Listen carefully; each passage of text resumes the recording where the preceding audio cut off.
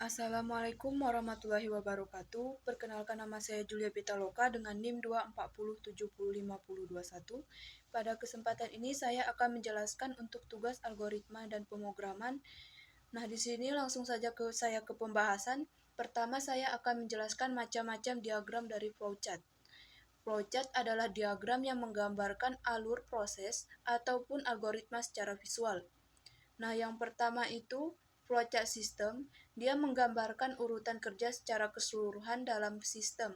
Nah, biasanya digunakan dalam dokumentasi sistem komputer ataupun bisnis. Nah, yang kedua ada flowchart dokumen. Ini menjelaskan aliran ataupun laporan dalam suatu sistem, biasanya digunakan di bidang administrasi ataupun akuntansi. Nah, yang ketiga ada flowchart skematik.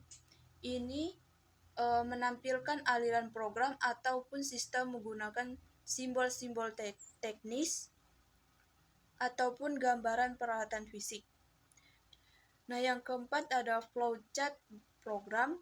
Ini menjelaskan alur logika, pemrograman komputer ataupun algoritma. Nah, di sini ada dua jenis. Nah, yang pertama itu ada flowchart logika program. Ini menjelaskan logika dari algoritma. Yang kedua itu ada flowchart rinci atau detail program. Ini menjelaskan langkah-langkah yang lebih detail. Nah, selanjutnya di sini saya akan buat satu algoritma yang disajikan dalam flowchart menggunakan aplikasi Flowgritem yang kemudian dijalankan, dan di sini saya akan jelaskan saat membuat dan saat menjalankannya. Nah, di sini saya akan menghitung luas jajaran genjang. Pertama, buka aplikasi Flowgritem. Nah, di sini ada simbol start yang artinya program akan dijalankan. Klik tanda panah lalu deklarasikan. Di deklarasi ini kita akan menggunakan 3 variabel, yaitu alas, tinggi, dan luas.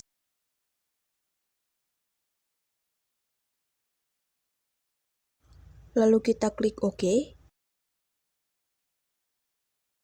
Klik tanda panah. Lalu klik input. Input pertama ini kita masukkan nilai alas. Lalu klik OK. Selanjutnya di input kedua kita masukkan nilai tinggi.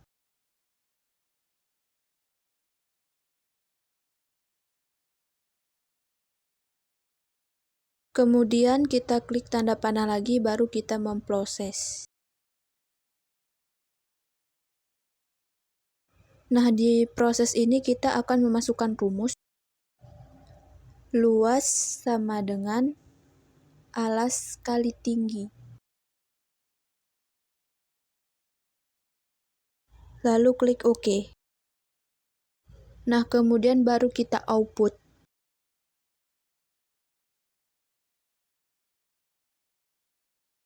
Nah, di output ini kita masukkan nilai luas.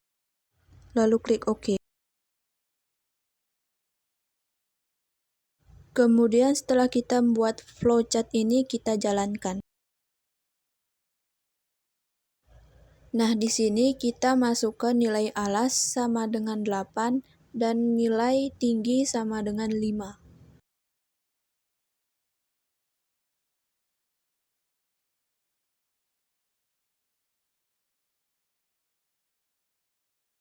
Dan hasilnya adalah 40. Nah, berarti hasil alas kali tingginya sama dengan 40.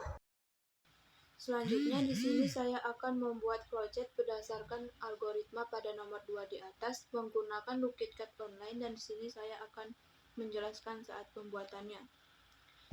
Pertama, saya tambahkan simbol start sebagai awal program.